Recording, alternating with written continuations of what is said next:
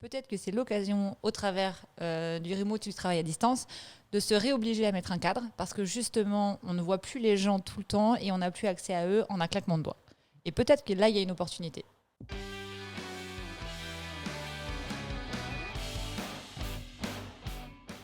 Tu le fais ou je le fais? Tu le fais. On n'a jamais fait un podcast aussi tôt. Hein. Bon matin. Il est même pas 9h. Ce matin, il me rush. Je vous le dis, moi. C'est what is done is done. Ça s'annonce bien aujourd'hui. Ça s'annonce musclé. Remote working, la solution du futur. Avec... on est en plein dedans, non? Pas encore. Il n'y a pas une petite nouvelle annonce là aujourd'hui? Quand on postera le podcast, les On gens sauront. saura. Les gens sauront, mais là on ne sait pas. En fait, on est à la veille du mercredi où Emmanuel Macron va parler. On ne sait pas ce qu'il va dire. Donc, remote working, le futur du travail ou pas? Je pense que oui. En tout cas, ces derniers mois, on est déjà sur une évolution des tendances du travail avec une partie en remote. Des entreprises l'ont adopté. Des entreprises avec lesquelles on travaille actuellement ont changé leur convention collective ou leur règlement intérieur pour mettre des fois 2 jours de télétravail. Donc je pense qu'effectivement, ça va vers le futur. Des entreprises ont autorisé le remote complet. Ça veut dire que les gens peuvent travailler de n'importe où dans le monde. Donc j'ai envie de dire que ce sera vraiment compliqué de revenir en arrière. Je pense que les gens arrivent à trouver aussi un équilibre travail, famille ou travail, en tout cas en couplant les deux et en étant aussi chez eux. Donc je pense que ça fait partie des tendances du futur. Mais est-ce que pour toi, en tant que manager, est-ce que c'est pour toi la solution pour t'assurer que tu sois la plus efficace possible ou que tes équipes soient la plus efficaces possible sur le long terme potentiellement? Alors, je ne sais pas si c'est la solution. Par contre, je pense que le remote n'est pas forcément fait pour tout le monde et pas pour tout le monde à temps plein. Je pense qu'il faut être capable de s'organiser. Quand on est chez soi, ça peut être compliqué. J'imagine que tout le monde n'a pas forcément une pièce dédiée pour le travail, etc. Donc, je pense que c'est à prendre avec des pincettes et, comme beaucoup de choses, à adapter en fonction des collaborateurs. Je pense que ça, c'est la clé. Il faut qu'il y ait réellement une notion de confiance, je pense, pour que ça marche aussi, parce qu'on ne voit pas les gens. Donc, on ne voit pas déjà comment ils se sentent, s'ils sont à l'aise, s'ils ont des questions, s'ils ont besoin de choses. Donc, je pense qu'il faut déjà essayer d'établir une vraie communication, une vraie confiance entre la personne managée et le manager. Ça, je pense que c'est le départ. Après, je pense qu'il faut que les gens testent. Et il faut adapter à chacun. Je pense que la clé, elle est plutôt là. Ce serait difficile de faire une généralité ou un cas général pour tout le monde. Tout le monde ne peut pas travailler en remote. Je pense que tout le monde ne se sent pas à l'aise là-dessus. Après, je ne sais pas, toi, ta vision des choses. Je pense que tu as déjà touché un peu à ça quand tu étais en Angleterre. Mais J'étais un anti-remote working en tant que manager. J'avais vraiment peur de ça. Je pense que j'étais pas du tout à l'aise que mes équipes peuvent travailler en remote parce que je me disais que je les voyais pas et du coup je savais pas s'y travailler. Classique, un grand classique du manager. C'était des débuts de manager, ça. Tout à fait. La panique, ils sont où? Jusqu'au moment où je me suis rendu compte que le problème en fait c'était moi. C'était qu'en fait j'avais probablement très peu confiance ou pas encore assez confiance en mon management et du coup pas non plus en mes équipes. Et du coup, une fois que ça s'est développé, ça s'est développé pas parce que je l'ai mis en place, je suis honnête avec moi-même, simplement parce que la culture a voulu que en fait, les gens qui voulaient travailler en pyjama de chez eux le vendredi, ils avaient le droit. Et que moi, en fait, j'étais devant le fait accompli et que c'était impossible pour moi de réinstaurer un travail en fait, traditionnel tous les jours, quoi. Et au final, je me suis rendu compte vraiment que ça n'avait aucun impact sur leur travail. Et au contraire, c'était une vraie flexibilité et c'était un vrai avantage pour les employés. Et au final, du coup, je te rejoins sur le fait que c'est quelque chose qui doit être adapté en fonction des gens. Mais moi, je ne crois pas forcément au remote working, donc le travail à distance. Je crois au flexible working. Donc je pense qu'on est en 2021 presque. Il y a une nouvelle génération de professionnels qui est en train d'arriver, qui est déjà sur le marché, dont on fait partie aussi. On n'est pas si vieux que ça. Et au final, les gens ont besoin d'autonomie, d'indépendance, de flexibilité.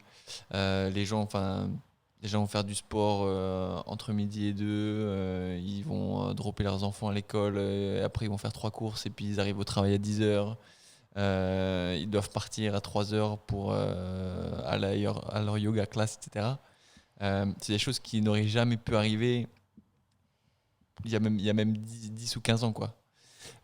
Et les gens ont besoin de ça. Parce que les gens, je pense qu'il y a une vraie approche technologique. En fait, derrière ça, c'est que les gens maintenant ont des laptops, les gens ont des cell phones.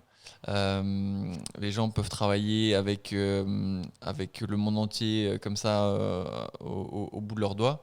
Et au final, les gens ont pris l'habitude, en tout cas les gens dans le milieu tertiaire, quand leurs activités le permettent, ont pris l'habitude, après justement cette yoga class de 3h30, ils se remettent, ils prennent leur douche et puis ils retournent sur leur canapé et puis ils ouvrent leur laptop et puis ils continuent à travailler pendant 4 heures. Et du coup, et les gens apprécient ça. Moi par exemple, je suis un fan de ça. Après, il faut effectivement l'autodiscipline nécessaire. Ouais, c'est ça. Après, on aurait pu aussi, c'est vrai que tu as introduit le flexible work. On aurait pu le réintroduire ou définir ce qu'on mettait derrière remote. C'est vrai que d'habitude, on le fait. Et je pense qu'on avait déjà eu cette discussion il y a un petit moment et on avait défini par travail à distance et on s'était aperçu que dans nos métiers, c'est quelque chose qu'on fait depuis très longtemps en fait. À l'aéroport, on peut ouvrir un laptop et travailler. En business travel, à l'hôtel, on peut travailler.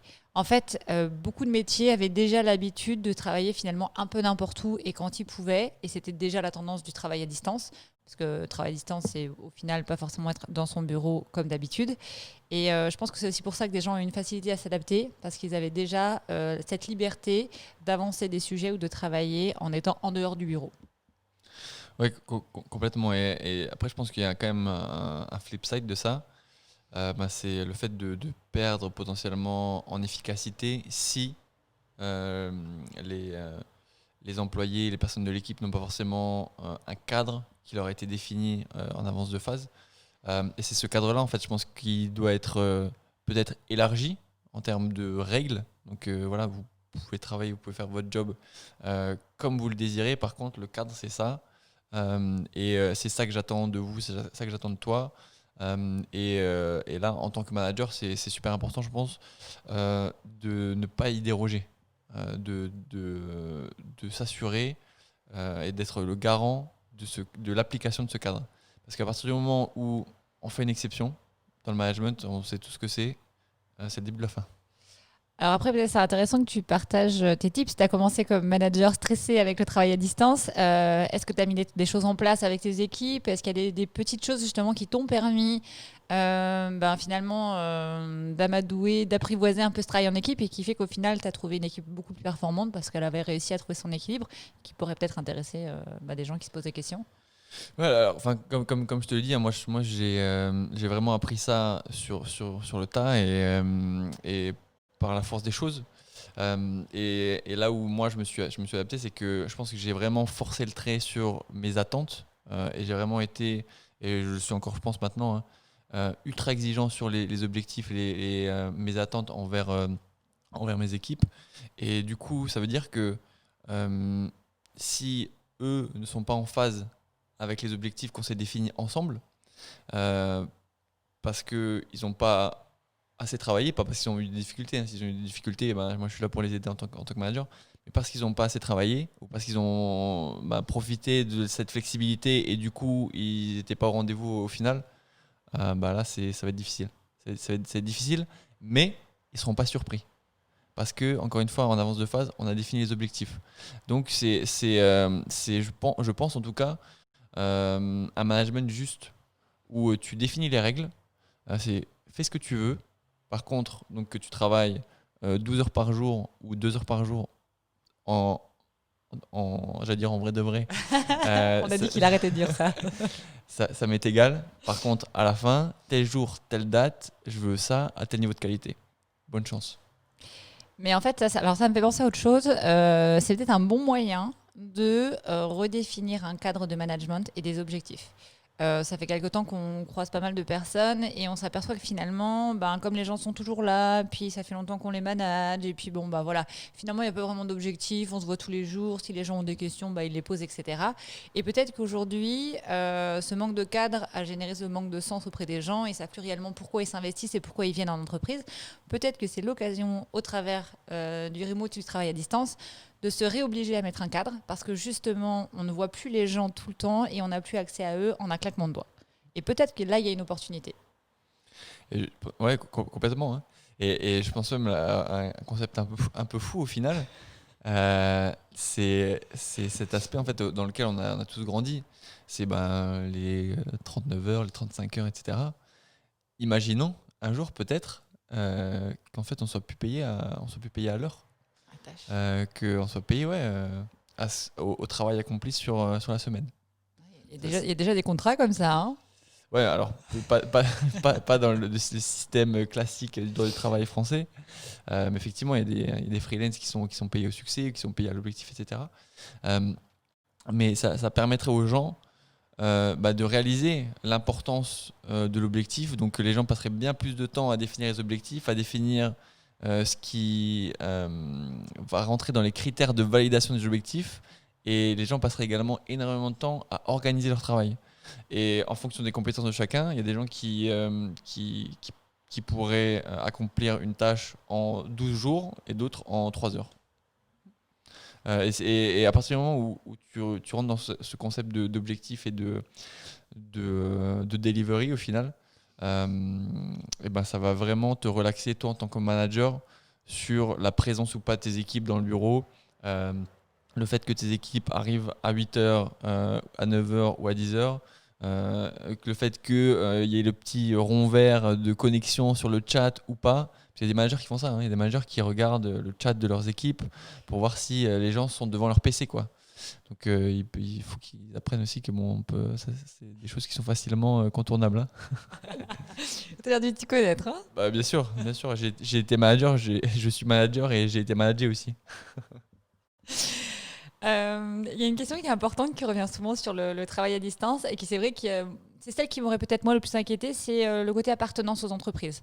Je pense que c'est important qu'on en parle parce que le fait que tout le monde se voit au bureau, ça crée aussi des liens, ça crée une synergie et une appartenance à l'entreprise normalement.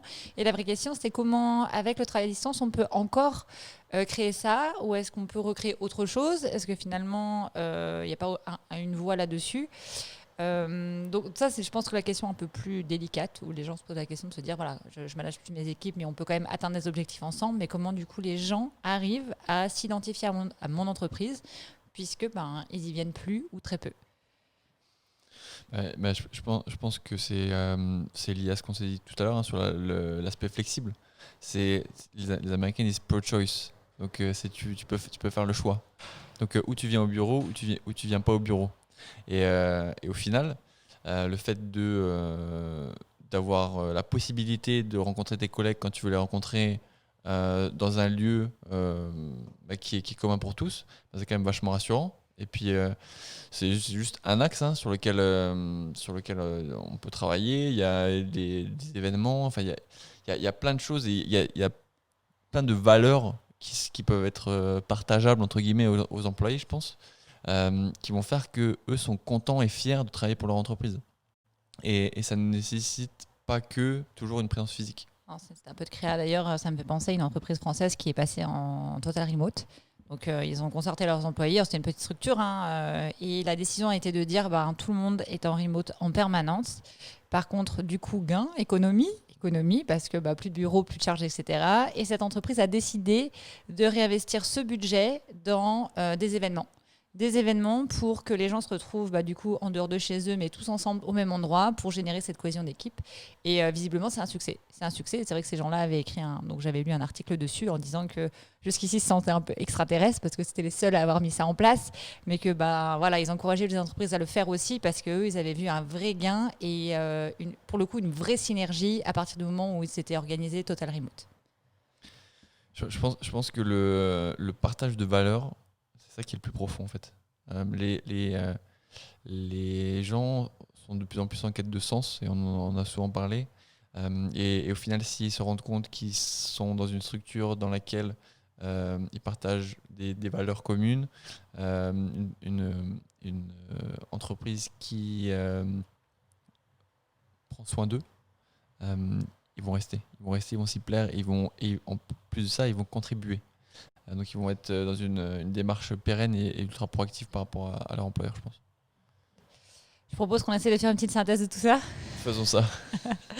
Donc, travail à distance, oui. Je pense qu'on peut dire que c'est une des voies du futur. De plus en plus d'entreprises y passent et des gens y trouvent leur compte.